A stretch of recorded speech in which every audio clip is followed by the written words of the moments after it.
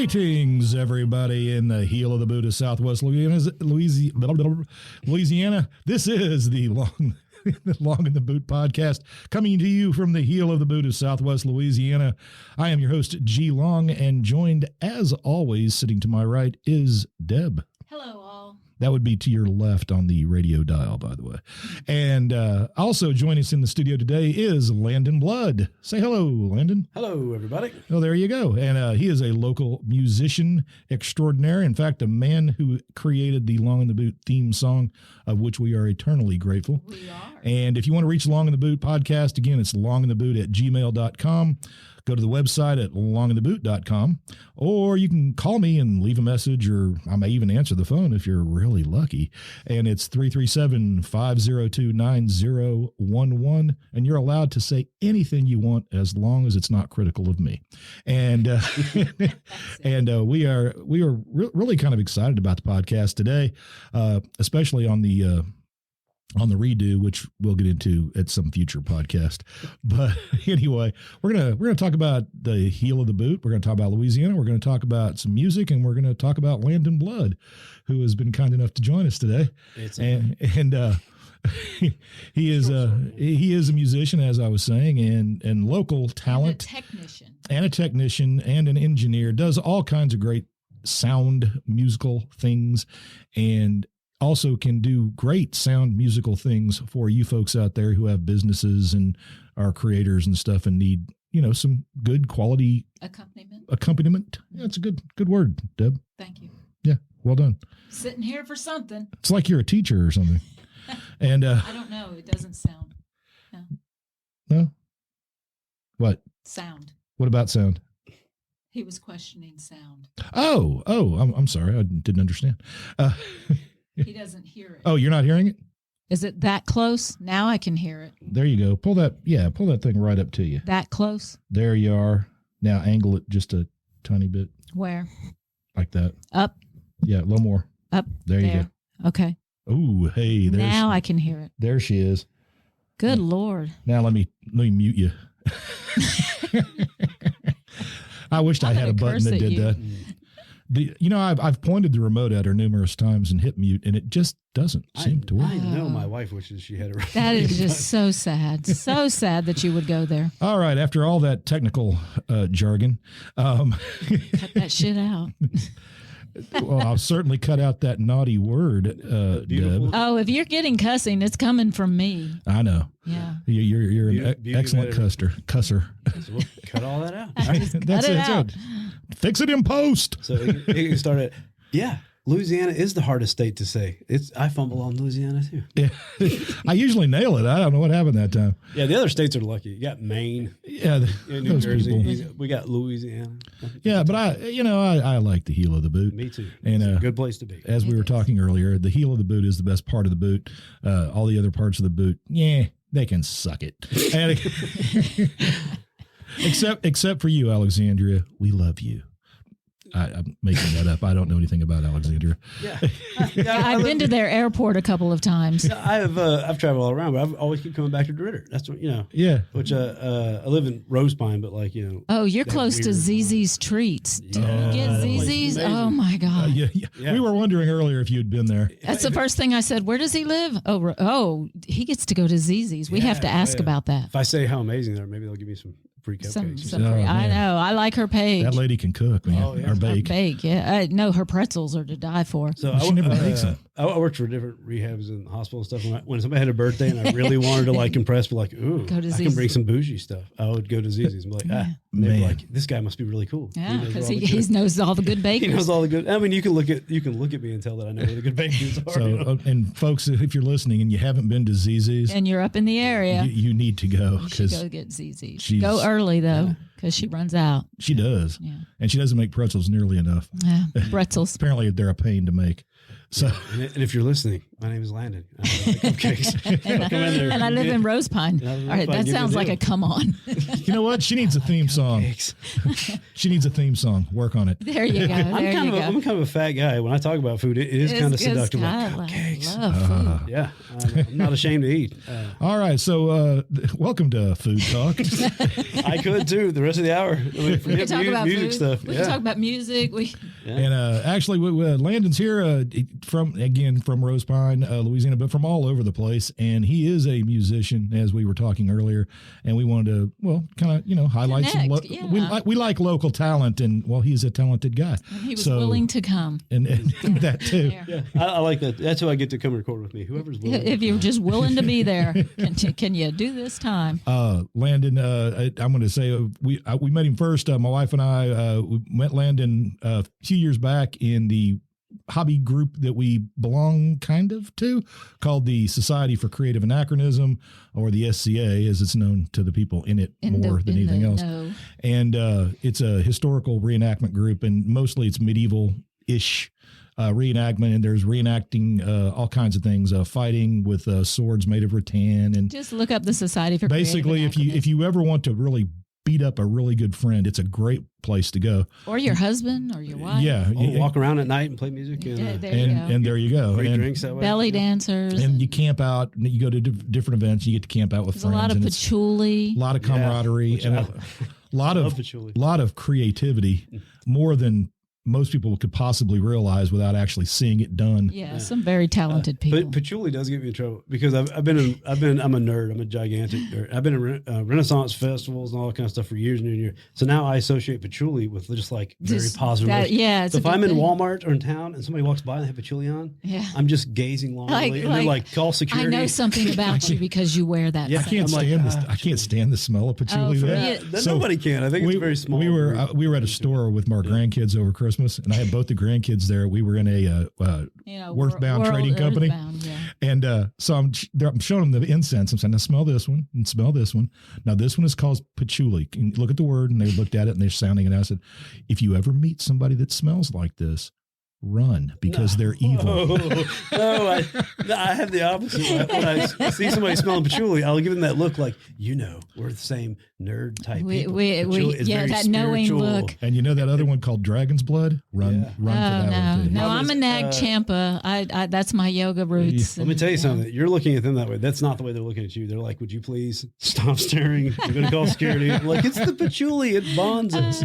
But it really doesn't. She knows. It's SCA bait. Yeah. There you go. And Renaissance Fair bait as well. Oh yeah, that too. So that's how we. So that's how we met Landon. We knew he was what they call in the SCA a bard, and people who play music generally, or some people do other things. They might recite something they wrote, or tell some stories, poetry about some made up battle or something. You never know. Yeah. Or we didn't have to make it stuff. up. It was happening. Well, I had actually wanted at one point to go and just get up there and start reciting Canterbury Tales in Middle English just to freak people out. Yeah. And but never had the guts to do it. But those people would know. See, I always liked playing nerd-esque venue type music stuff because you're out there camping. It's a captive audience. They can't run away. That's true. You play in bars and stuff, they just leave. They're stuck with you.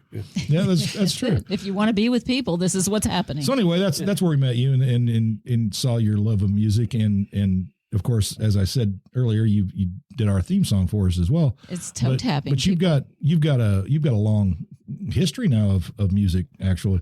But let's get a little background. So, how did you get into the SCA first? What brought you into the SCA? It was through music. I've been playing music. Since I was a young teenager, whatever. That's a long story. How I got in the SCA. I got in against my will. I did not want to do that. Really? A mutual friend, I think we have.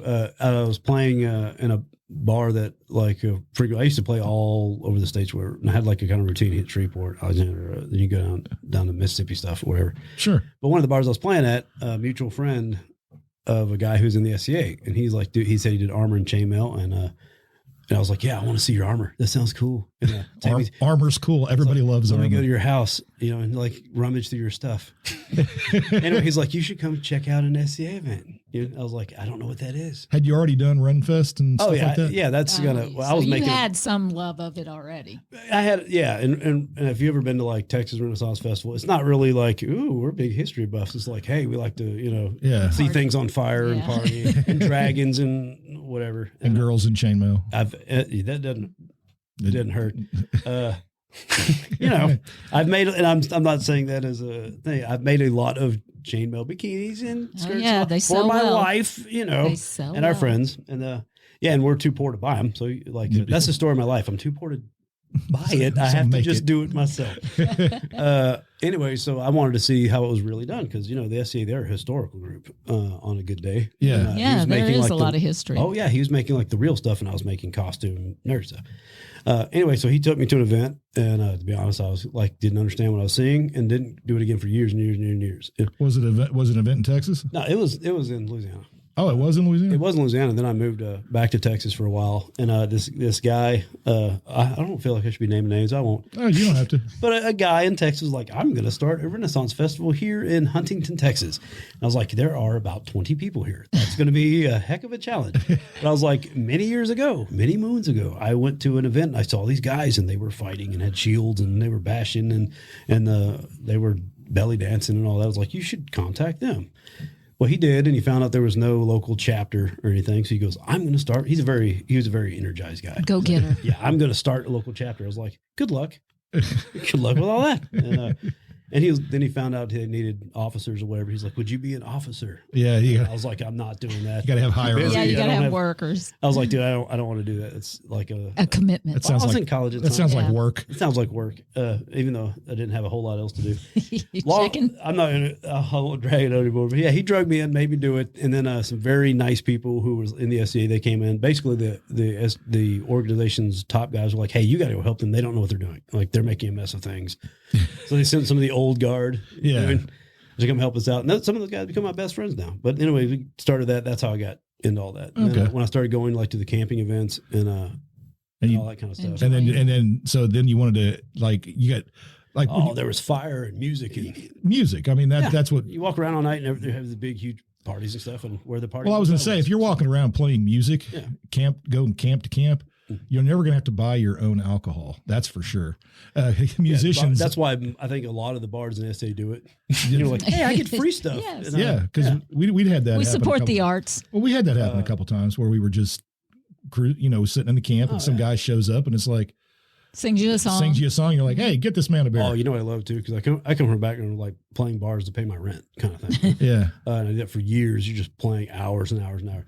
No. If you're a bard at one of these medieval things, no, you walk up, you play 2 songs, get all kind of free stuff, and go to the next thing and play the same 2 songs. Yeah, you never have to learn more than 2 songs. That's actually, God, that's a good idea. That's a racket, yeah. Oh, it's a racket. Let me tell you, all musicians were just con men. That's all we are. Because I have to pay rent, you do whatever you had to do, music stuff. And I have like done street musician stuff. And you're just playing the same 2 songs. People walk by, they stop, listen. Ooh. But then they move on. They leave and then you just repeat. Nice. Yeah, that's it. Because we're lazy. We're lazy musicians. We're a lazy group of people. Except that you have to constantly, like, if you're making a living on the road, you're not lazy. You're just. See, that's obsession. It's a little different. Yeah. Musicians are egotistical and obsessed. That's, a different thing. A different thing altogether. Yes, we're driven by our own self-interest. So you said you came from Texas. That's where you grew up? Yeah, we did. My family's from Texas. They're from East Texas. And we talked about earlier, and you were saying you traveled around a lot when you were younger? Yeah, I've traveled all over the U.S. My biological dad, he was a traveling minister, so we've been everywhere, man. But we were living in people's, and we didn't have a lot of money, so we were living in people's basements, staying in this small apartments, New Jersey, any place, all the kindness of the community across the country. Oh yeah. And Michigan, all kind of. We've lived quite a few places. Well, you've seen a lot of the country then. Oh yeah, but originally from East Texas, and then I moved to Louisiana when I was 14, and so we've been kind of bouncing back and forth. Yeah.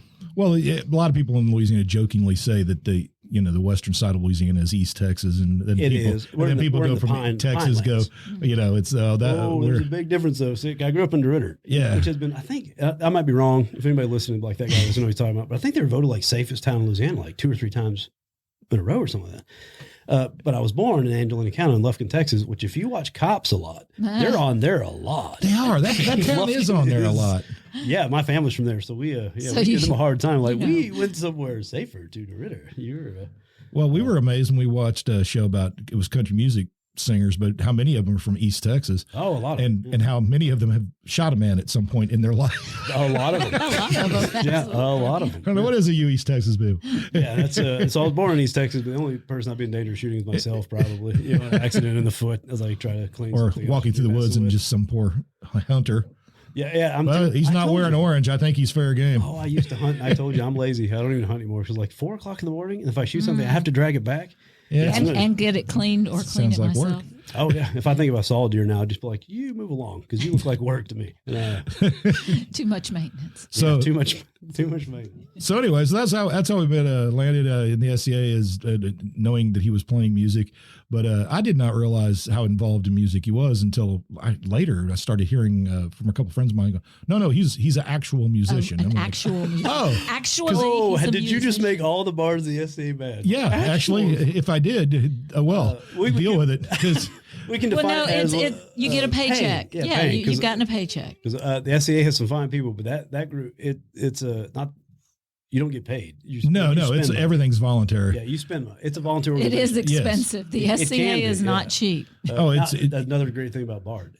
It's cheap. That's the cheap grab aspect. Grab a beat or guitar, go in there, and But you don't even have to get a tent. But they also have competitions. They have various contests and things for not just any musicians, but like making armor, it's the creative side of the SCA is illuminating. You got the SCA is often divided up by people within the group as you have the fighters, you have the creatives, and then you have somewhere in between where everybody kind of meets.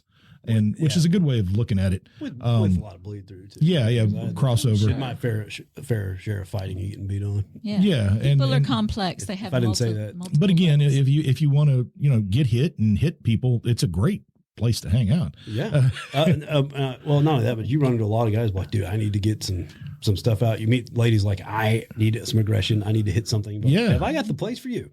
Yeah, and put on armor. But you meet people that can do some really amazing things. I've probably learned more about just general ability to do certain things from the SCA, stuff that I would have never thought practical. Talented people, and then turned out to be really useful to know later. A small example of exactly what you're talking about is I love that show Forged in Fire.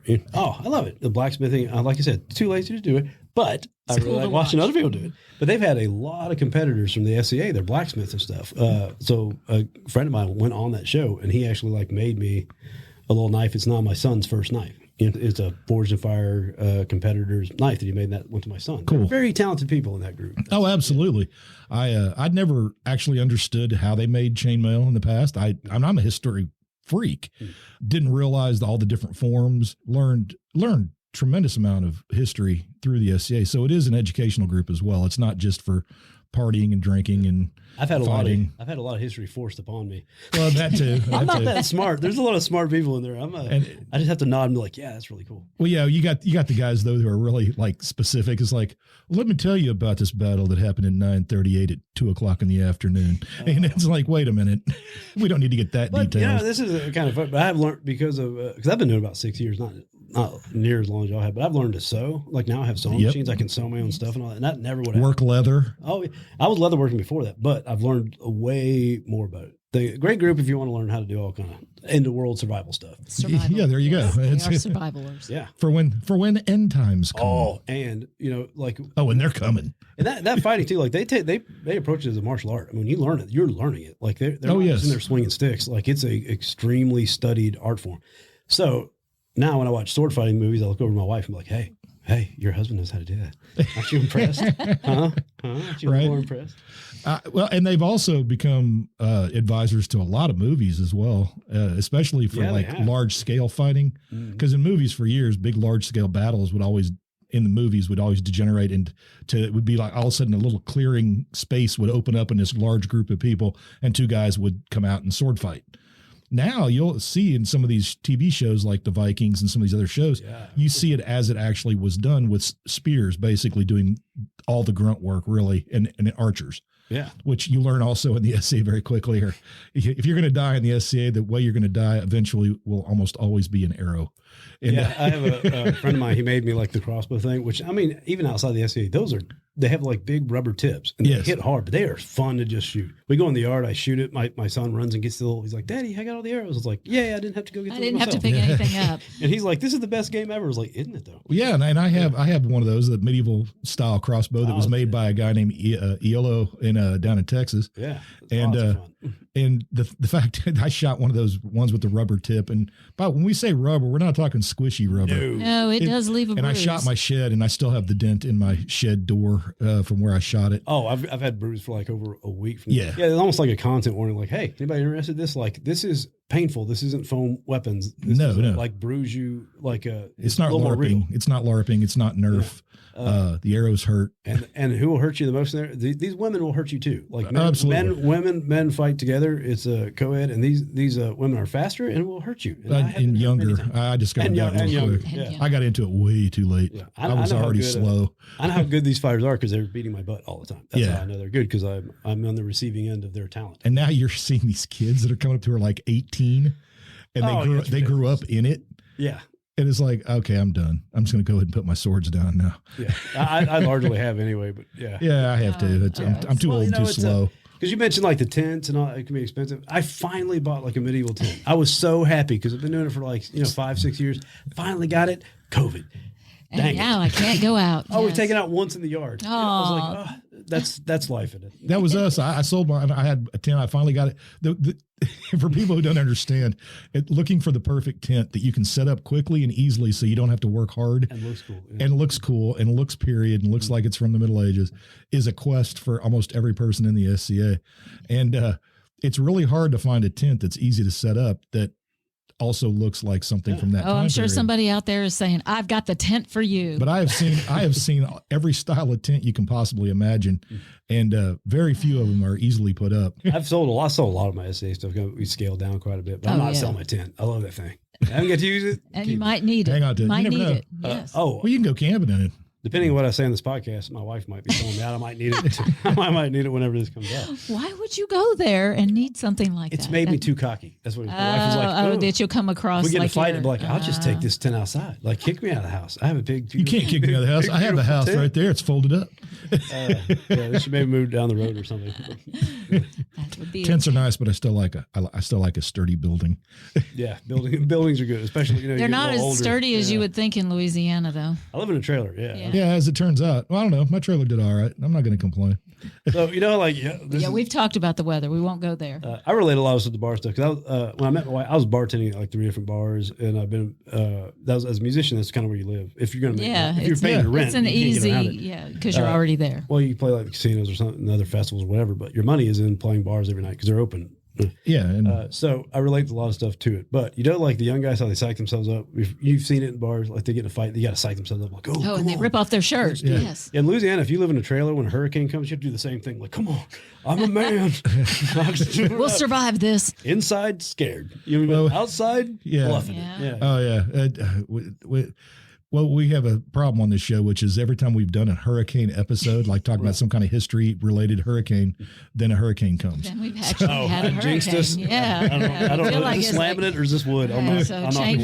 We talked about the Galveston storm, then Laura hit us. We finally got back on the air, finally got power, and we were like, man, that was a heck of a let's talk about post-hurricane. We talked everything post-hurricane, and I'm looking at the computer and I see delta forming, and I'm just like, no way this thing's no way could it possibly hit the same spot. And sure enough, my wife gets on me. I was saying I jinxed everything, which you are for the school system. I just started the school system this year, so my office is kind of connected to a lot of other people, and I'm bad about saying like, "Oh, the kids are being real good today." They're like, "Why would you say that?" Yeah, now don't jinx it.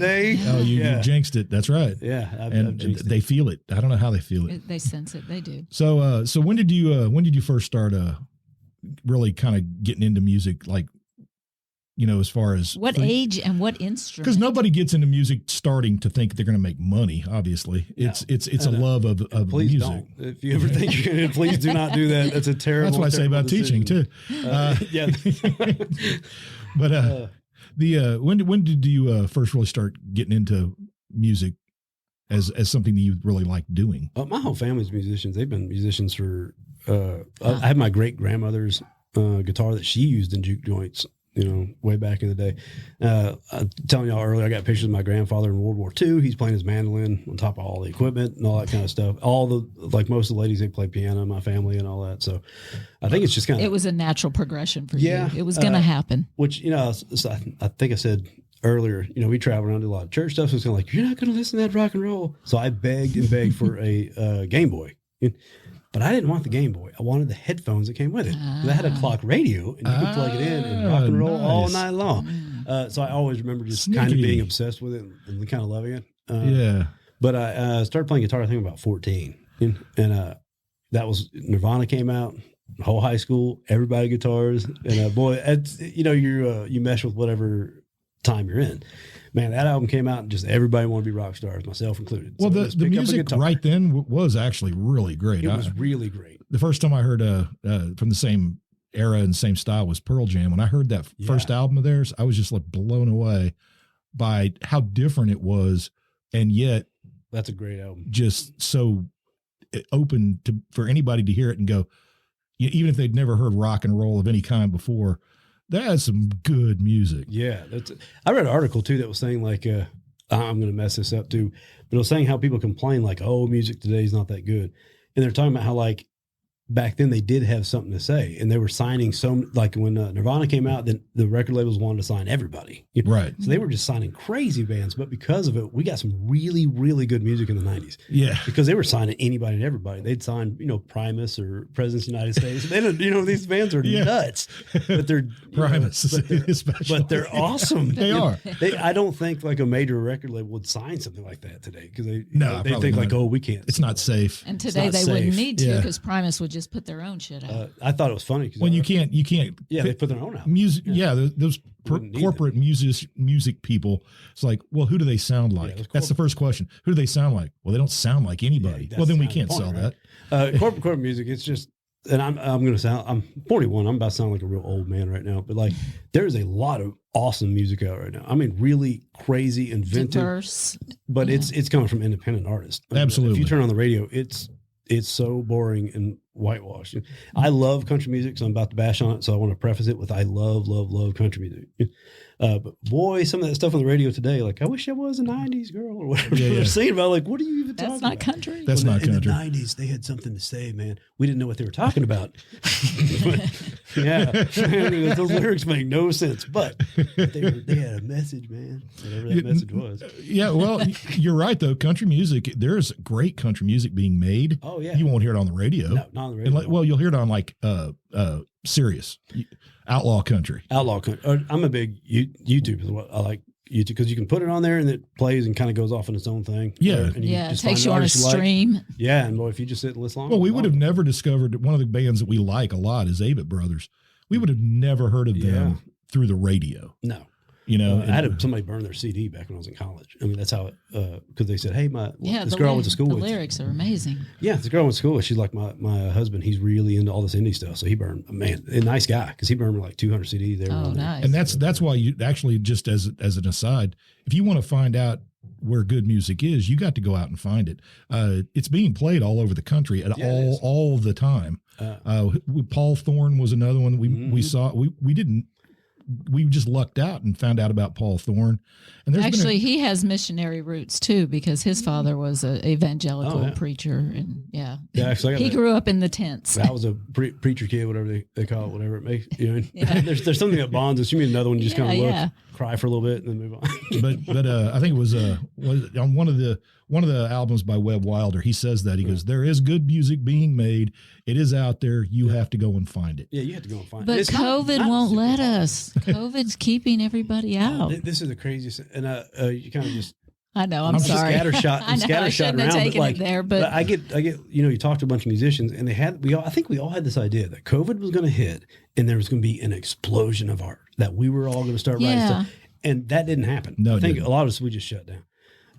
And you see that, because you needed the stage. I think, but I think now everybody's kind of getting back to where like, hey, you know what? I'm ready to start creating, and I'm ready to start writing music, and maybe. I would have thought, I'm just like you. I would have thought when COVID hit, everybody would have said, okay, I'm going to sit down and write a bunch of music so that when this passes over, I will have this huge pile of stuff to. And we didn't have anything else to do. We got the quarantine blues. I have heard that. Quarantine blues. Well, I heard I heard one of the artists that I like, Sturgill Simpson, said, he goes, the problem was I wrote a bunch of music. He said, but if I can't go perform it, I don't know if it's any good. I just realized that I was like, man, if you have all the time in the world, the things you could do, then you get all the time in the world, like, whoa, I'm just really lazy. Like, you know what? That's not going to change anything. I planted a garden.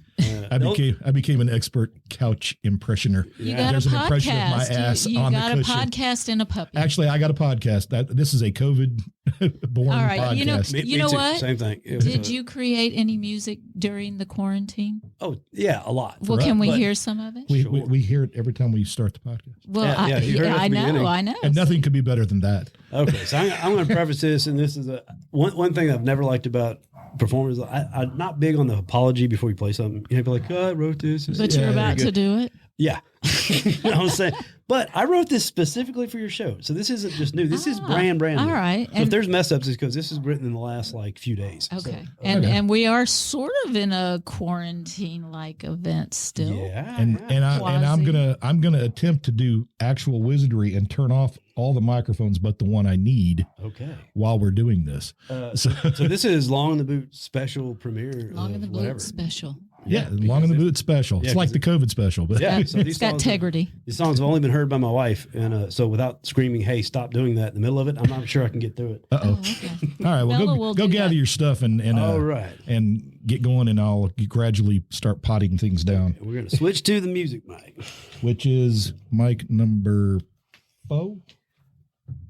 Mic number something. I'm not sure. I believe it's mic number 4. Okay. Let me get the engineer to check that. Hey, engineer. Yeah. Which one is it? It's 4. I have no idea. Which one do we plug this into? Let's see. That you should be on 4. Yep. Okay. There we go. Okay. You're hearing me through the. All right. That's the one. That's the one. So I'm going to try to keep my head straight, because I will be reading these brand new lyrics off the page. And if I mess up, you won't know, because it's all new to you. Yeah. All right. Here we go. This one's called Rose Pines, because, you know, I'm not very smart. That's where I'm from.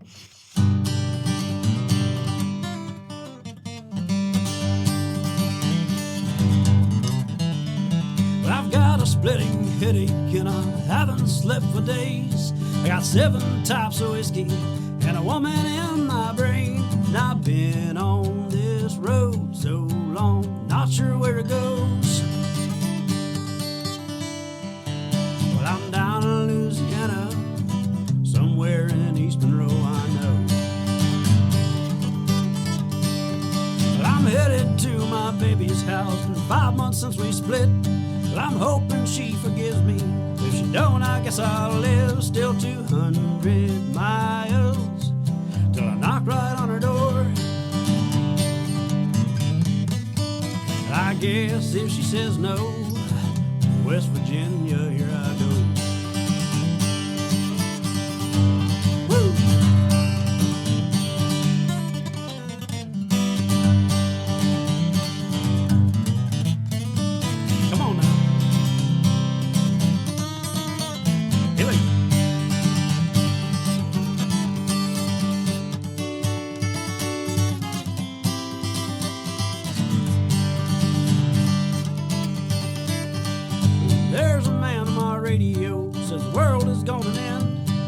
We should get out all our money and hand it all to him. It's still 7 hours. I'll see my baby once again. And we'll fall asleep as lovers, or maybe this really is the end. Still got one headlight burning. I've been on the road for days, and I finished all this whiskey, can't erase it from my brain. And it almost feels like someone else is in control. Well, I'm down in Louisiana. These rose pines are calling me, I know.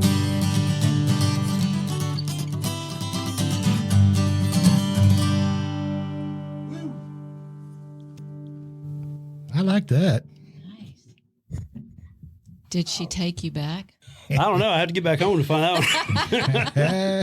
You tell me a story and you didn't end me. Oh yeah. I guess I didn't. Like I said, yeah, there's no you left us hanging. I'm the story person.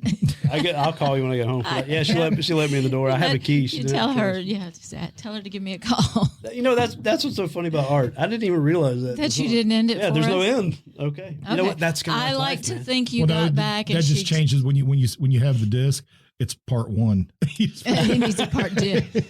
Oh yeah, multi-part song. Yeah. Why not? Series is where it's at, man. Yeah, serials. Yeah, that's where a lot of like the podcast money comes from. Is like the stories that do serials. What's that? What's podcast money? Ooh, I want to know about that. Podcast money. The what was it? It's the money you spent. What were they saying? It's true crime podcast is number one kind of podcast. Yeah, it is. It was like, gee, how much crime is there? There's 5 million podcasts in the world. True crime. You know what? Go to Lufkin, Texas. You'll have all the they put their crap on billboards. I don't think they're gonna let me back in. You're gonna have people out there, podcasters, who are like, okay, I got to go murder somebody tonight so we can do a story on it later.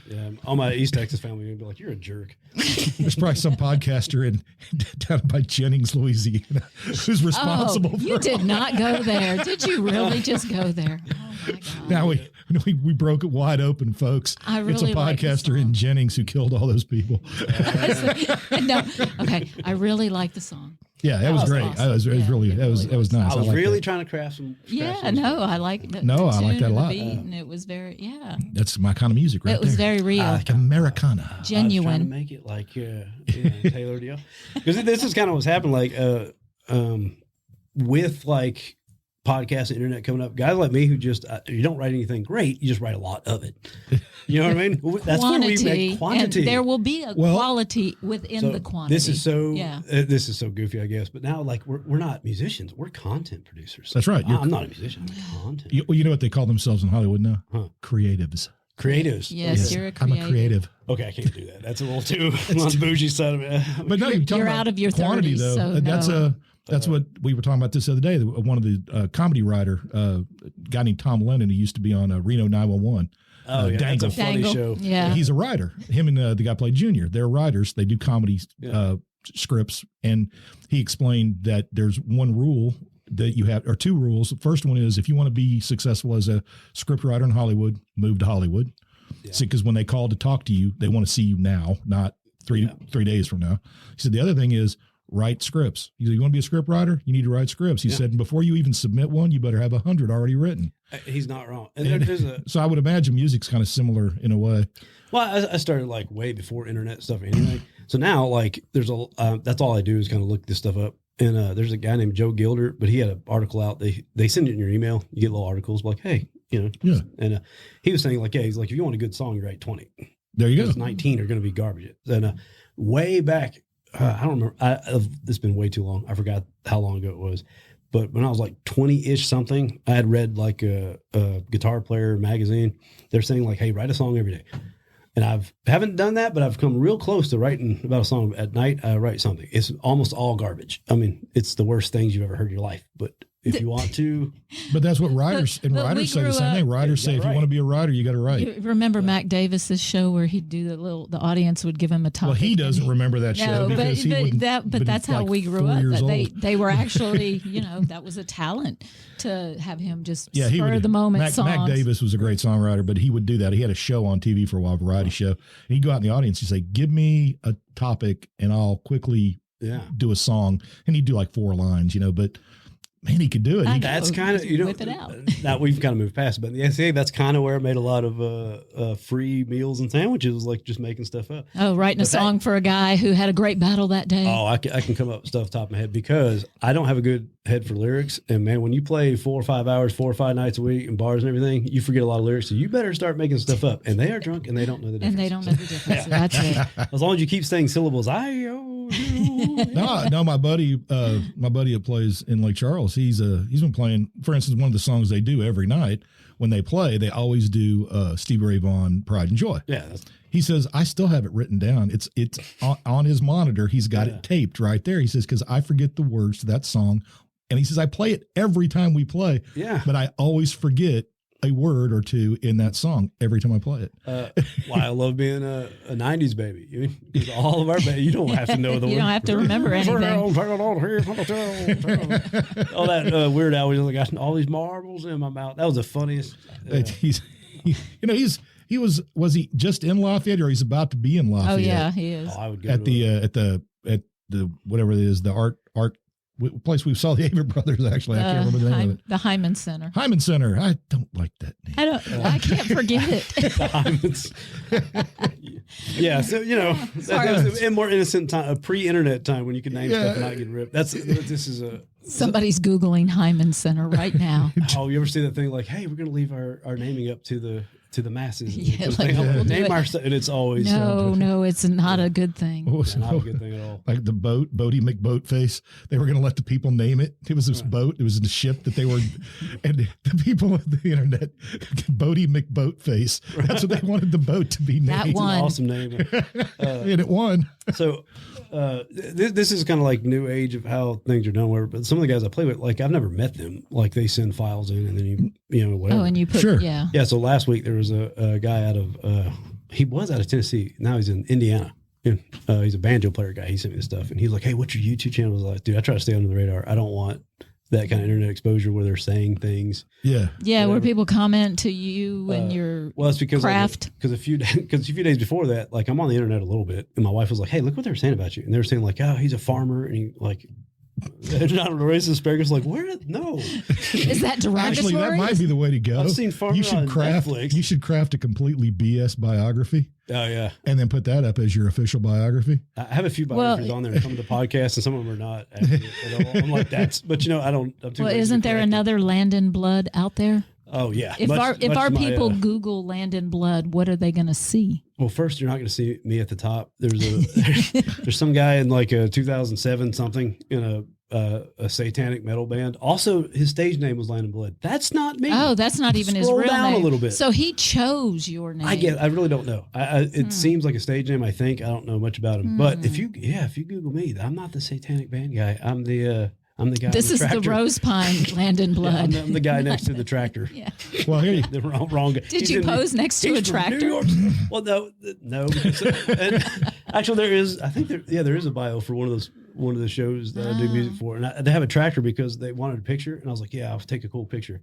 And I waited too long, so they ripped something off my Facebook. So yeah, my tractor is featured on stuff. It's a nice tractor. And that could happen to any of us. Your tractor is sexy. Is that what you're saying? No, it's an 80-year-old Yanmar. No, it's not. I think it's beat up as I am. Everybody that has a social profile out there is subject to that kind of thing. Yeah. I've been trying to get my buddy Greg, who plays up in Kansas City. His last name is Todd, T-O-D-T, which is death in German. I said, you need to name yourself Greg Death. I mean, he should have been Greg Death right from the beginning. When we knew this in high school, we were like, because we knew he was going to be in music. There was never a doubt. He was just one of these guys. And it's like, come on, Greg, change your last name to Death, man. No, I think I'll stick with Todd. But, I would say if you want to hear any of my music, just listen to this podcast. Well, because it's I'm lazy. I don't put it the whole time up. You don't. Well, it's about to be a lot. We're about to start putting. I teamed up with a couple of musicians. So you have got a focused goal now. Yeah. So I'm on there. I'm just hard to find. Like there's a band, 12th Gate. It's like a music collective. I'm on a lot of. There's rock music stuff. I'm on there. You can find my stuff out there, but I haven't actively pushed because I'm lazy. Because you're lazy. And well, I get you have to do that these days. I mean, they are a visual media out there. It is. You are absolutely right. Without a YouTube, well, since you're not, video, if you're not officially signed to a label, right?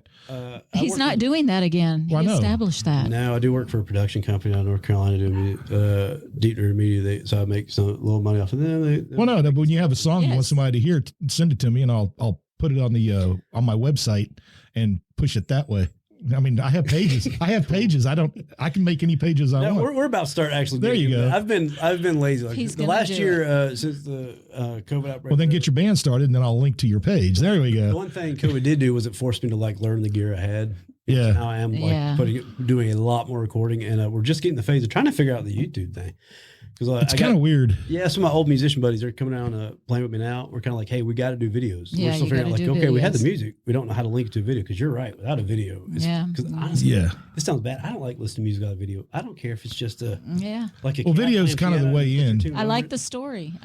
Well, it's the thing. Like, what was the song? The Dead South, when they came out, that song that hit so big with the whistling at the beginning. Yeah, but if they hadn't had that video, I don't know if that song would have went anywhere. Well, it's kind of like how we consume media is wildly different. Before the radio, I don't even know who listens to. I mean, personally, I don't know anyone who listens to the radio. I don't. No. So it's kind of like without the video, without the visual thing, it's tough to get anything out there, and I'm guilty of it too. Now I like to see something. Well, and a lot of times you can get that story with a video that or just seeing them, or just seeing the band perform is even nice. Mm-hmm. There's a band, there's the Appalachian band called the Local Honey Band. It's these two ladies, she plays banjo, one plays guitar, and they're just beautiful. The music's gorgeous, and you just kind of like watch them in front of their old vintage mics, and so just it's mesmerizing. You just get caught up in it. In fact, there was just a few nights ago. My old drummer, and he learned to play guitar. He's been coming back around. He was like, "Hey, here's my guitar tune." So we're messing around with stuff, and we were talking about the same thing. I was like, "You got to have a video."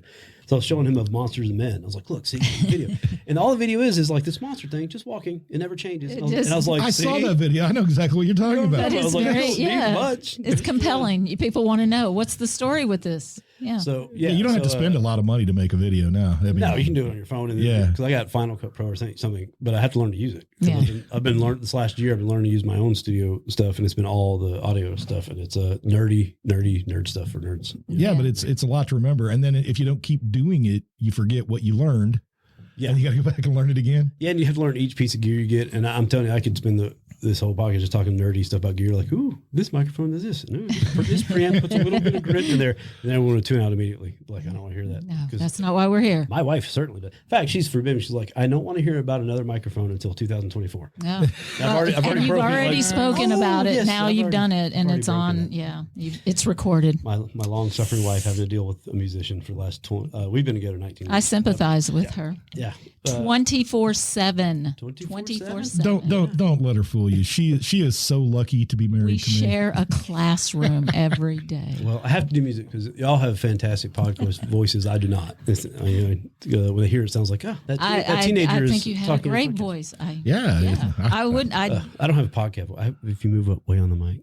Get close. I have no mic control. He fusses at me constantly. I can move way up like that. The people who live behind my son-in-law in Arkansas, they gave their kid a karaoke, like a karaoke microphone, right? And he was just destroying it by screaming into the microphone. Yeah. So I went over to the fence. I said, no, do this. Go, hey everybody. And I got him to do it. The little kid is out there going, hi, everybody. He had it turned up so loud. It was so distorted. I had him turn it down. And I started teaching him how to puke like a good DJ, and do that. Hey, everybody. Well, it's going to be 97 degrees. I noticed his mother came out soon after that. Yeah, she did. She was upset. And then texted our son and his wife and said, I am so sorry. It just sounded like death metal when the kid had it. It was just like. I wish you had that nice podcast voice. You see, like you're like what, 10 inches away. Y'all right there in the mic. I got to get close. If I move up close, it's like he might be a full grown man. Move back like he hasn't hit puberty yet. So I don't have that voice, man. It's just. Well, the up close is for the 2021 got you down. Whoa, look how deep your voice just got. I can move right upon it. Well, guess what? 2022 when I did that here. Fake commercial and did the whole 2020 got you down, I never thought 2021 would be worse. Yeah. It's like, what? Yeah, I'm messing up your volume doing this, too. See, that's what I do to him. Yeah. And then he's got to edit, and he gets all pissy about it. Our listeners need a good workout, an auditory workout. That's right. Like Mickey Mouse right up on there. Mickey Mouse. Like the cars coming in stereo. Yeah, the phase. But remember, the first time you hear that though, when you're I was a teenager when it came out, right? It was like, check it out, dude. It moves from one speaker to the other. That's so amazing. And it was like, see, you are getting me off on some nerd stuff, but it's kind of a crazy, like even when you pan super hard left and right, how even on your phones you can tell it. I was watching a Netflix show, and she's like, this lady's walking through the thing, and the fire alarm's going off, and it almost sounds like it's in the room. Like it's moving with you. That's so cool. Well, it used to be the sound that you need, the size of the speakers you used to have. Oh my God! This really amazing sound. And today they're just little tiny speakers can sound amazing. Oh yeah. And it blows that's for me, that's the coolest thing about audio that has happened over the years. You know what it is too? We're at an age now where we watch it develop. My first album the first album my band ever made was on a reel-to-reel. They physically cut and spliced the tape when you had to make edits. You right. Make a mistake, they cut it with a knife. Yeah. I mean, I was trying to explain that to my nephew because he's a musician. He's a good piano keyboard player. And I was like, yeah, they had to cut and splice the tape. He had no idea what I was talking about. He's like, what? I worked in a photo lab, and if you wanted to manipulate pictures, sometimes you would do that. You would take the negative and you go in you'd wear a jeweler's loop, and you could go in and, like, if you wanted to remove somebody from a picture, you literally went in with paint and removed the person from the picture with this silver colored paint, if it was black and white, which it was, and then took a picture of the negative to create a new negative. And it moves so fast. That was Photoshop at that time. Look at us now with computers. With computer, and no, that I have to go. We have no internet at our house to speak of. So we feel your pain. Yeah, so all my we're better now, we just got it 25 years later. So I have all kind of. My studio has all kind of gear to do this thing, that thing, whatever, but it all runs through a MacBook Pro. I mean, I have to physically take the computer away to download whatever. But technology's moving so fast that, like, every 6 months you have to upgrade and do, like, it changed. It changed so much it's not even relevant anymore. It's crazy how fast all this stuff moves now. But and I'm not smart enough to keep up, so I'm just barely hanging on. Well, I can remember packing my music for Hurricane Rita when it came, and I packed up my music, and it was like 5 trunks of CDs, right? It just a massive, huge amount, and I took them all when we evacuated. He was worried about his music. Today I grabbed my hard drive and put it in my pocket. Oh, when that iPod came out, this is like old people talk. Yeah. But yeah, when that iPod came out, I could put like every CD everything I had, you owned. My mind just blew out the back of my brain. Welcome to Geezer Talk. but this is the generation where we've seen it progress. Yeah. I mean, everything like you're just below us. So and young people don't appreciate it. That's right. You heard me. My first album that me and my band cut with was on reel to reel, and because we didn't even have internet, I didn't know there was any other way to do it. Now that was old technology even then, because this was 99. But to my little 19-year-old brain, I thought that's what every studio looked like. It looks cool because I had no reference point. But it also looks cool. There's nothing cooler than a reel to reel when it's running. I thought I was big time. Oh yeah, I was like, we've made it. This is amazing. Let me tell you, man, that album went on every jukebox in Leesville. Billy Goat Hill was alive with music. Yeah. Oh boy, when you hear as a young man in a rock band, when you hear it on that jukebox, you're just like, that's it. That's true. How does it get any bigger than that? Jukeboxes are awesome. Jukeboxes are awesome. And I like the old ones, the old rockolas, where the arm would come out and grab the 45 and bring it over and place it. Oh man! Now being poor, not having a ton of money and running a studio, you live in pawn shops constantly, and they're always trying to sell me on jukeboxes that come through there, and they get so close, and then they get close enough to my wife saying no. We don't have room, and we don't. We don't have room. We're not taking I hear that a lot myself. So I hear tell you have another song. Yeah, I have. We can. Yeah, let's do it now. Yeah, I think we should. Switching over to the music mic. Nobody wants to listen to me anyway. Let's see. Okay. I'm going to break a couple rules. That's nice. For lyrics, second, I'm going to tune on air. Which you're also not supposed to do, but I just did. Okay, this is the one I wrote about 4 days ago, and let's see how it goes. Not like that.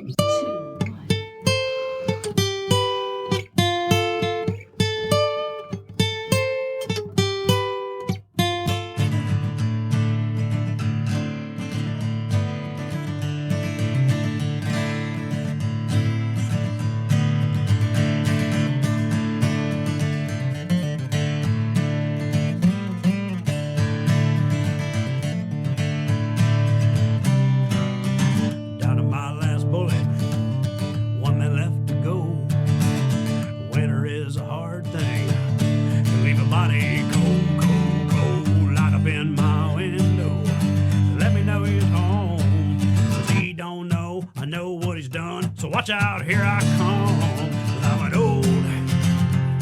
I'm a cold son of a.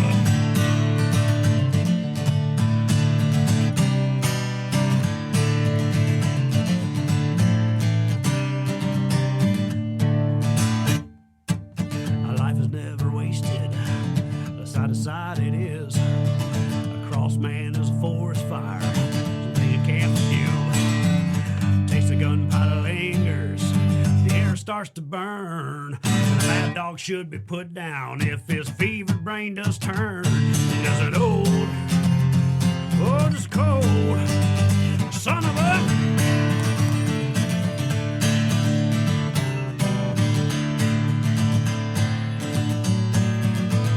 Watch it now.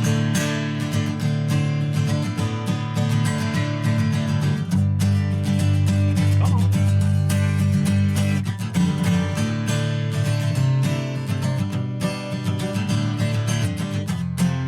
Whoa. Hey, son of a.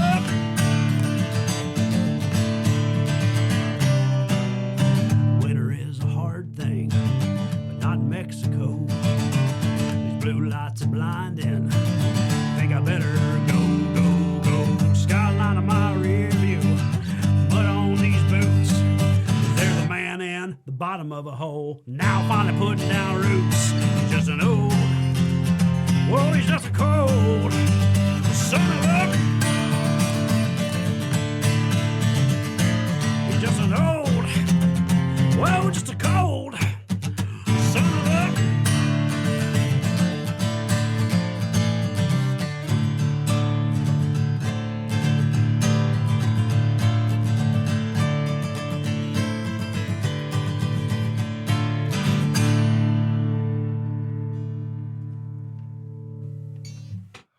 That was awesome. I know. I didn't know if you should. Wait a minute. Hang on, Deb. Sorry. Still had you muted. Maybe I just like that too much. I knew you would do that. I knew it. Yeah. You already rickrolled me. Yeah. They didn't have to hear all that. Yeah, I know. Yeah. No. I was going to clap, and then I thought it would be awkward, but then it was awkward not to have a clap. Well, it's you got to do the Yoko clap from the Let It Be album. It's like, yay, yay. And I can't make that sound. I'm sorry. Well, I can barely make it. Okay, so did he? I got to ask. Did he go to jail or in the grave? Oh no! You asked too many questions. Yeah, these songs are under more scrutiny now. I don't know. What was the same? Like I said, it sounded like these are written over when the he last put few down days. roots in the hole. Oh. I didn't know if that was prison or if he was in the grave. Oh, no. Okay, and he was, this one actually does kind of have a complete story. Okay, there was one. So I told my wife I'm going to write a song about a guy killing another guy, and that's the song. Oh, there you okay. Not a lot of deeper meaning. No, he found the guy and killed him. I guess. And he killed him, and then he's going to have roots because they're going to pick him up, and he's going to go to prison. Well, I was trying to do some wordplay. And he put him in a deep grave because we all know that shallow graves are worthless. There's a man in the bottom of a hole now finally putting down roots. Yeah. Because I'm guessing becoming part of the earth. I guess. Okay. All right. That makes me feel better. So he's green. So it's all about, he's green. So this is about a guy killing another guy running from the cops. Yeah. My lyrics don't hold up to scrutiny. I didn't realize that. I'm sorry. And like the song. And disposing of him in a climate-friendly way. Yeah, it's eco-friendly. Because the tune is good and it has a story. It makes it better. See, nobody can accuse her of not listening, right? So I did kind of take this podcast as a challenge. Is like, can you write like all new stuff just for the podcast? So it's a. Well, you've done an amazing job win. so far. You did it. I did something. It's like these are like song ideas, I guess. I did a thing. Being regurgitated onto. It's like when I watch somebody draw, and I'm just like, "Damn you! How do you?" Oh, I know. Yeah. How do you move your fingers so fast? I don't understand. How do you write a song so they're fast? not hitting in the right places. You just do it fast enough everyone can hear that you didn't hit the mark. That's story of my life. I had my buddy who plays the guitar, and he's good. And then I was just starting to play again like cowboy chords. It's like J. You are better than you were. I mean, come on. I suck right now. I've done it enough. Yeah. But anyway, so he's like, no, do this. And he's trying to show me. He goes, make your pinky. And he's grabbing my pinky and he's trying to force it. And I'm like, it won't go there. Yeah, I taught guitar lessons for a short time. I was doing the same thing, like, just move it. And because when you've been doing it long enough, you don't remember how you learned. You just did, and it becomes muscle memory becomes part of you. You try to work on getting things for years, I said, well, I can't play guitar. My fingers are too fat. But then you saw the guy with the spoon. But then I saw this old black guy in Mississippi. We should know his name, and I can't. I can't think of it, but he plays either with a spoon or a butter knife because his fingers are mangled. Yeah. And so he's doing slide guitar with I have a bent spoon in the studio. And he's amazing. I was like, Jesus. And he didn't pick up a guitar until he was in his 50s.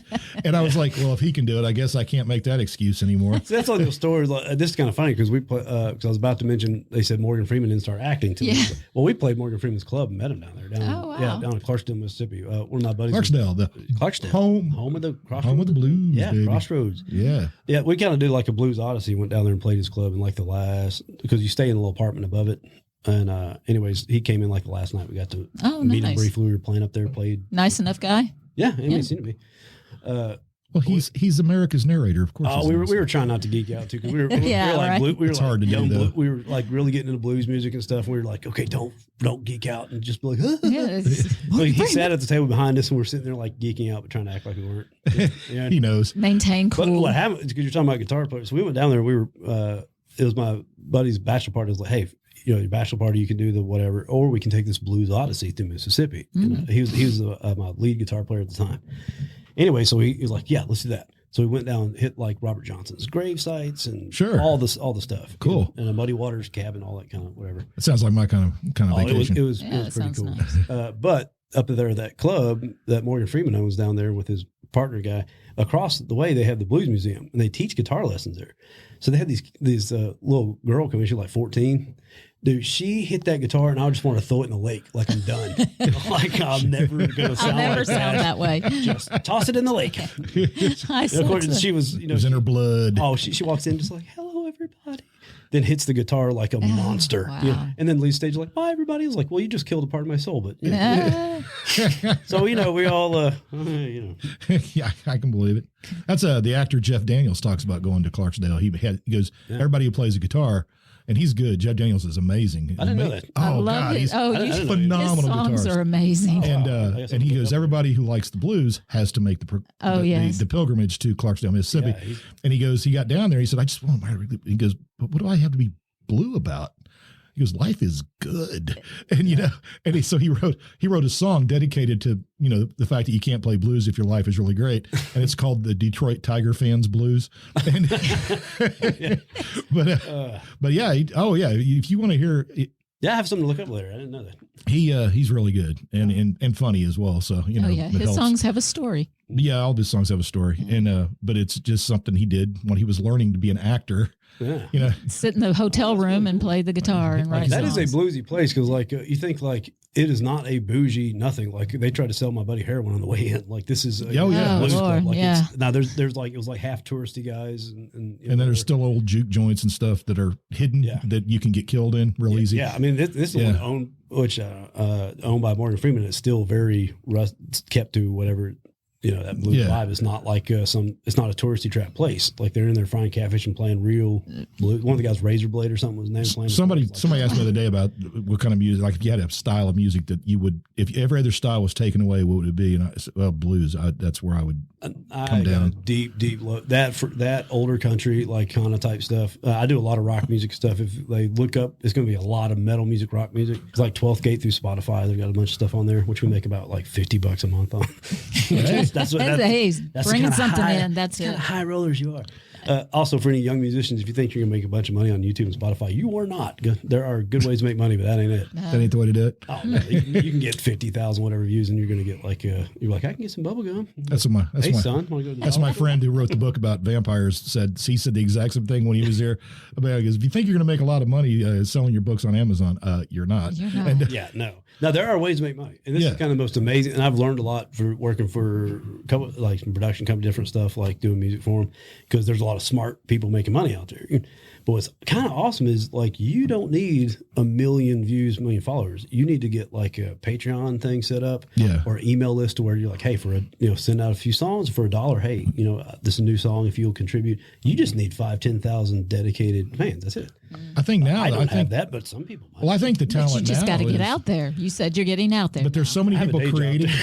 But there's so many people creating now. The art of it might be getting noticed. Yeah, that's going to be the part where, because you've got all these people with their hands. You mean up. Like Madonna? No, I mean not like Madonna in any way, shape, or form. Madonna's getting noticed. I have such deep opinions about this stuff because, like, to me, musical's always paying the rent. Yeah. I mean, there was no star dreams or anything. Yeah. I mean, it was a job. It was a job. I lived out the most one I did, I was in like Natchitoches, Louisiana. I was living in Leesville, Louisiana. You don't have I know I'm going to probably make somebody mad or whatever. You don't have huge dreams like I'm going to get out of Louisville and be a giant rock star. You think like, hey, nobody's seeing you in Leesville had enough bars back in the day that you could pay your rent and that could be your home base. And they really did because of the base. Because like it's exhausting traveling every night. So you could, like we had our home bars. You come to Leesville, play Tuesday night there. Saturday night's going to be this bar. And then like Thursday, you go to Shreveport. Being a travel musician is exhausting. I think for 99% of the population of musicians, it's a passion project. You have day jobs, whatever. Yeah. You want to play the music though, right? It'd be awesome. But yeah, sure. But I think I've been through like the grind now of like you young, like I'm going to go out there. Hungry. Then you kind of you actually get there as a job and you're grinding it out. The reality of it. Yeah, I quit for a long time. Because we were talking about the SCA earlier. That kind of got me back playing again. I'd quit for a long time because you just burn out. Well, I mean, not everybody. I did 4 or 5 nights a week.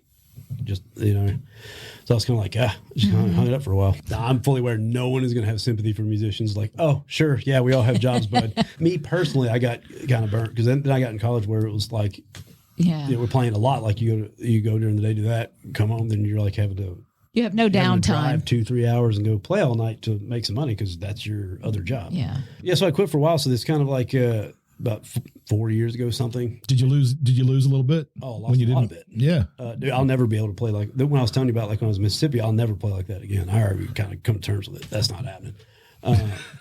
Just sheer practice. Dude, that's aging. You just come to accept things. You bend over, your back kind of snaps a bit. Yeah, that's just me now. That's what happens. Whoever's listening to this already heard. I'm a pretty sloppy player anyway, and it's just probably always going to be that way. So you're like, he just tried to do something catchy, and just leave it at that. That's the best way to do it. Yeah. You said you had 3. Do you have one more? Yeah, I can do another one. This one, I'm going to take a minute to try to remember what I was doing because I wrote this yesterday. Oh, wow. I wasn't going to do this. Oh, the freshest of the fresh. Oh, the freshest of the fresh. But I'm doing this because my son, I got a 5-year-old. He's like, Daddy, play that one. So I'm going to mess this one. This is the one he liked? Yeah, it's all for you, Killian. And I've met Killian, and he is a fine, upstanding young man. All right. Very loud young man. He was quite busy. Oh, that's my heart and soul right there. Busy, but wouldn't have it any other way. All right, let me kill these other mics. Okay. This will go however it goes from yesterday. And this is because my son's making me do it, kind of, I guess.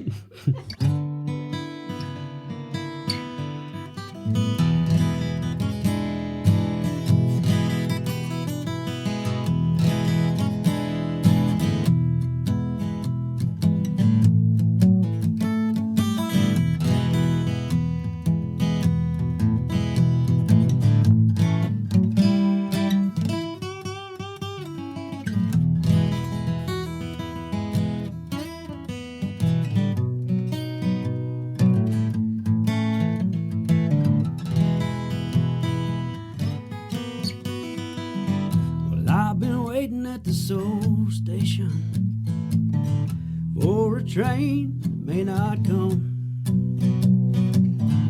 I've been dreaming better days tomorrow, but all this waiting ain't no fun. They say it's pulling around that corner, can just about see them headlights, but it keeps raining at this station. I keep praying for sunshine. Don't need no one giving me trouble. God knows I have enough of my own. And if that train pulls in the station, oh, watch out, heaven, here I come. I know there's trouble on every corner. Not sure that's ever not been true. But if you can't smile while you're waiting, there ain't no train will come for you. Can't let no rich man tell you he's starving, and what little bread you have will help. Don't let those fools up in them rowboats go tell the sinking how to swim. Don't need no one giving me troubles. God knows I have enough of my own. If that train pulls in the station, oh, watch out, heaven, here I come.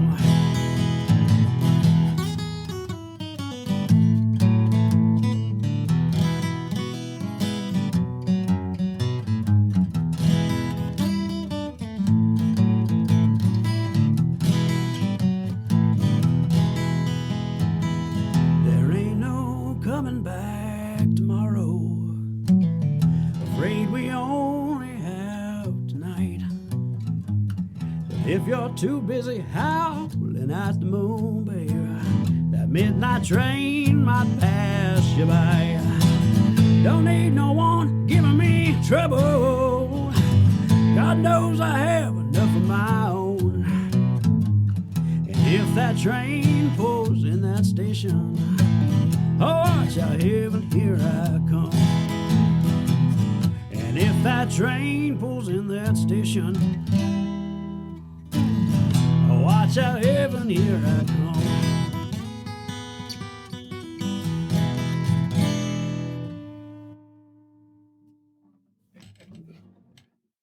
That was awesome. That was good. That was. That.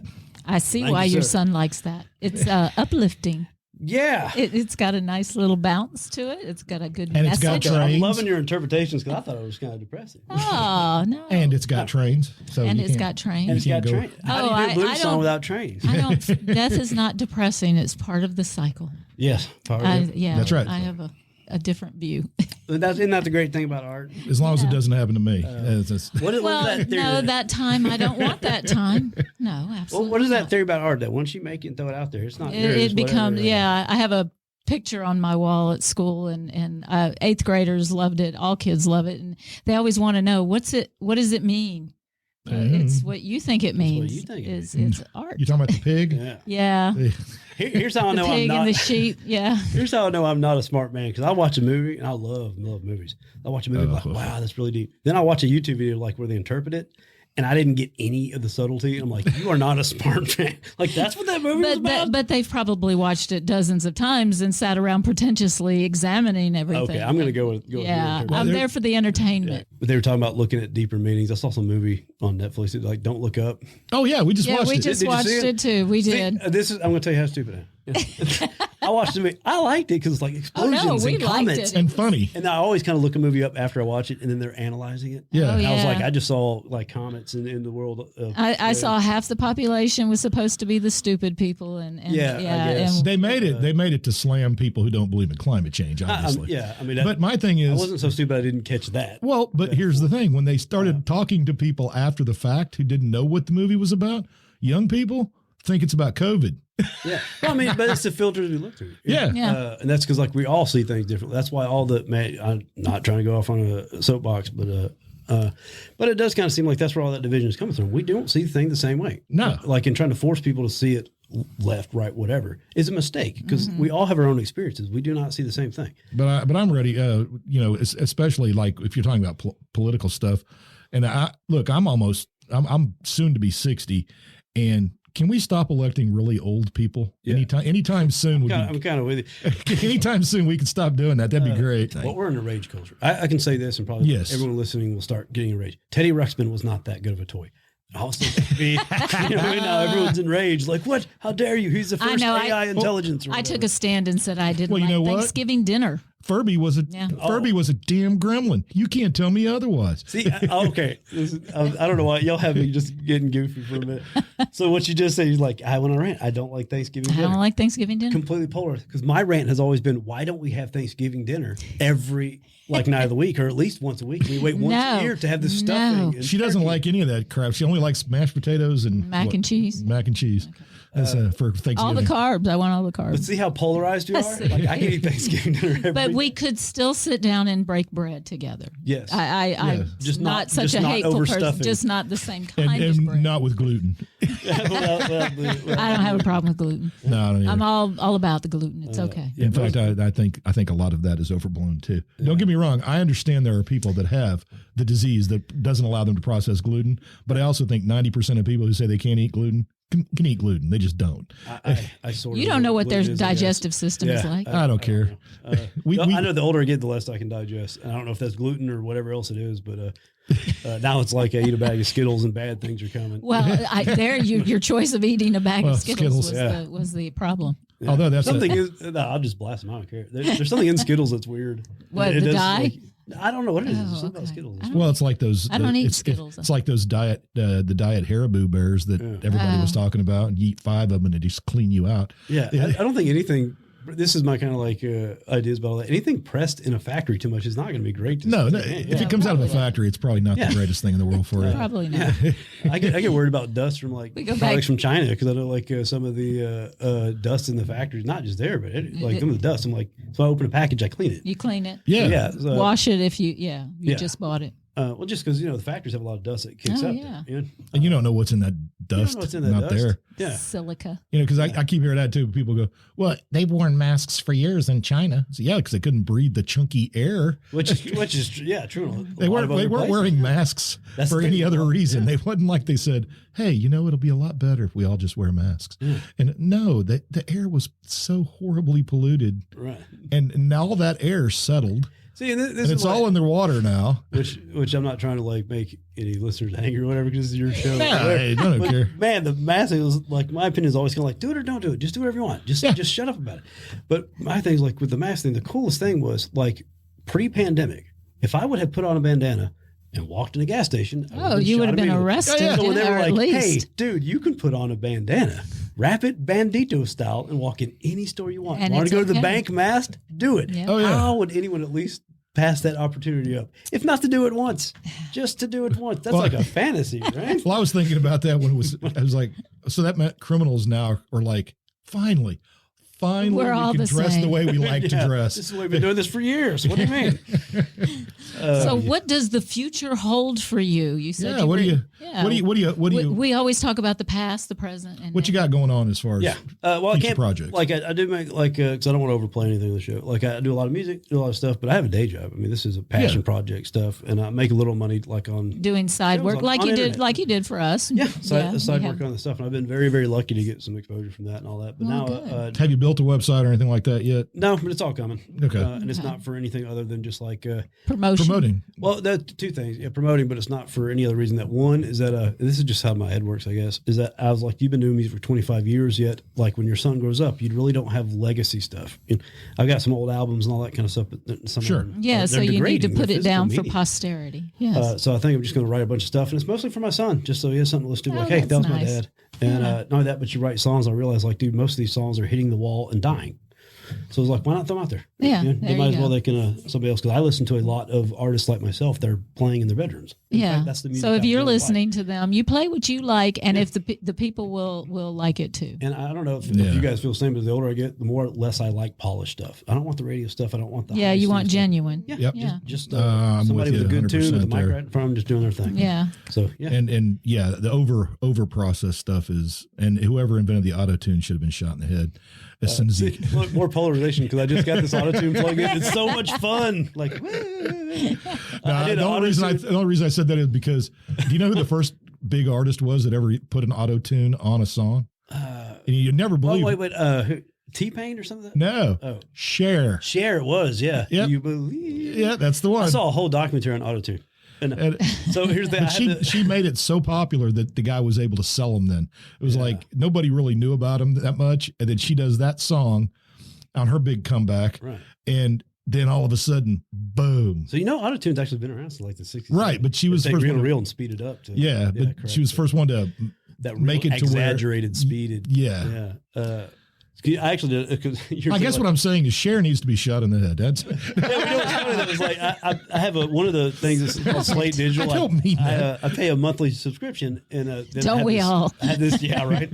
I had this plug-in bundle. Well, we just got a free auto-tune one. It's really cool too. But I did an auto-tune version of House of the Rising Sun. It sounds so cool. But, I'm not trying to convert you. I'm just saying they're all tools. That's it. Tools.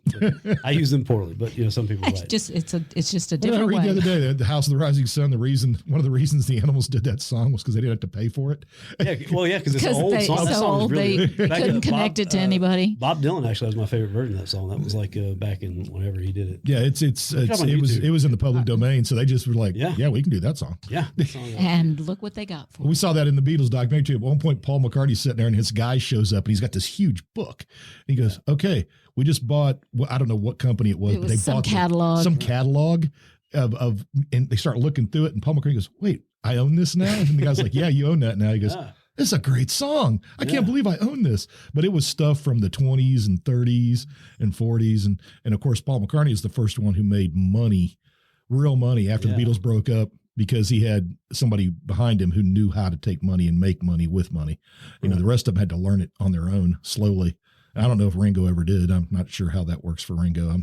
You really got me wanting to watch that documentary. Oh yeah, absolutely, absolutely. It really is I think, at least for people who like music, I can't play for crap. It was fascinating. I have been fascinated by music and music history forever. Yeah. So just plan for 3 nights, 2 hours at a time. Yeah, because it's like 6-7 hours long. So with my internet by 2038, oh, that's right. You are internet. Wheels of death. Poor. I'm sorry. I actually have to go to my sister's house and download stuff on my phone, and then just watch it on my. And then watch it on your. That's so sad. I pay for the streaming service, so you'll get me so mad right now because it doesn't actually work. So I don't know. Did you check in? For all you folks listening, I know this is really exciting stuff. Did you check into the T-Mobile to see if they have it up there yet? It's actually we're hanging all our hopes on Elon Musk. He's supposed to come out with some Starlink. Yeah, we've got some people that know. We've paid down the deposit. This is the sadness of people who live in the heel of the boots. Unless he flies off to another planet. Yeah. But I think your listeners learn one thing. If I'm not playing music, I'm not very interesting anyway. So I don't think that's true at all. I thought this was a very interesting podcast. Well, I'm a big fan of your podcast, and I was very, very happy to have you. I appreciate that. We're very excited to have a guest. I know. During this COVID time. I feel very fancy on your show. Yeah. Well, actually, I'm glad you brought extra equipment too, because it made it easier. It did make it easier, especially the musical instruments. And I think that maybe I might justify to my wife that I have it. There you go. I might sit on the floor next time. Why, without those guitars, it would have been a really bad song, I think, without the guitars. Yeah, it would just be like playing with my mouth. Yeah, that probably wouldn't have played very well. Hey, speaking of one thing, real quick. Talking about music and just how you listen to it. We watched a documentary, and I was just going to tell you this because I don't know if you saw it or heard about this, but it was a documentary about this cave that they found in France. But while they were farting around this cave, they found a flute that was made out of a bird's leg. Vulture leg. Yeah. And it was actually pentatonic scale. Yeah. Have you seen that? Isn't that just bizarre to you? Well, I make a lot of bamboo flutes and stuff like that. So don't you find that fascinating that they've known that series of That's because notes? Music has been a part of us, I think. It's inherent. Like there's something in there about how music fits together. It's the fabric of who we are as people. It's at the core of its math. Yeah. And it can't fit together incorrectly, but it can sometimes. Well, here's the thing: it's like you learn the rules so you can break them. That's kind of Oh, okay. I like that. You learn those rules so then you can bend them. Then you know what you're. But yes, it is fascinating because it's always been a part of us. When I saw that, it was like they already knew that scale. They may not have had an idea of what it was, but they knew it sounded good. It was pleasant to the ear. Well, I've been making like bamboo flutes and stuff and shakarachis and things like that for a while. And at first you have to kind of very mathematically figure out like where the scale pattern is going to be, how big is the diameter of the chamber you're using, whatever. But then later you just start making holes and see what sounds good.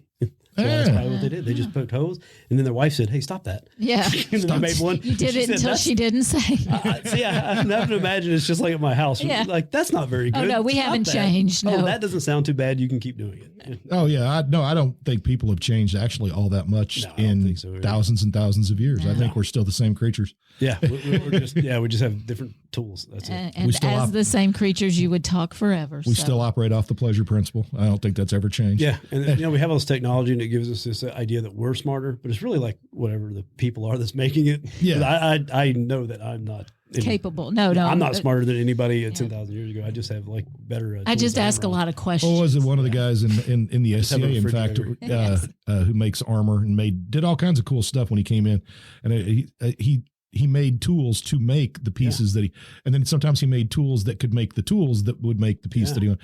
And I thought that was actually, so it's not what is made. It's the device that was created in order to make that I find fascinating, you know? Because like y'all, I'm a history buff too. Yeah. So seeing what they did, like how they made like these, pyramids or the Greek, like you start to think like, man, like who now do I know smart enough to do that? Because I saw my buddy build a shed, it almost fell on top of him. Like, yeah, I'm not sure we've progressed. But then sometimes we give them too much credit. Yeah. It was the temple in Greece, and they were like, this capstone weighs blah blah blah, and there was no crane possible that could lift it, so there was no way they could have done this without some kind of extraterrestrial help. And this engineer goes, well, what they could do though is build a big giant hill and roll it up the hill and set it on top of it, and then take the dirt away, and it would just settle into place. Yeah, and it was like. Oh yeah, I know there's some smart. Right, so these people are going extraterrestrials, and this guy goes, no, they could just pile up a bunch of dirt.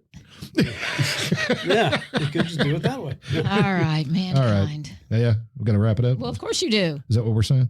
Yes. Oh, I see. Let this young man go home to his child. Yes, he has a 5-year-old. Our grandbaby just turned 6. Yesterday. Getting older, dragging us old people right along. You say young man, but you will hear it when I stand up. So crackle, pop. Yeah, the knee thing. You stretch. No, my hearing's not that good. I was at the store yesterday, and there was a little kid looking at the bottom shelf, and when I bent down, you could hear it just, and the little kid went, ooh. I felt so old in that moment. Oh yeah, but a child recognized. The child recognized. We're stretching the meaning of young to its breaking point. Young in comparison to the temples we're talking about. Yes. All right.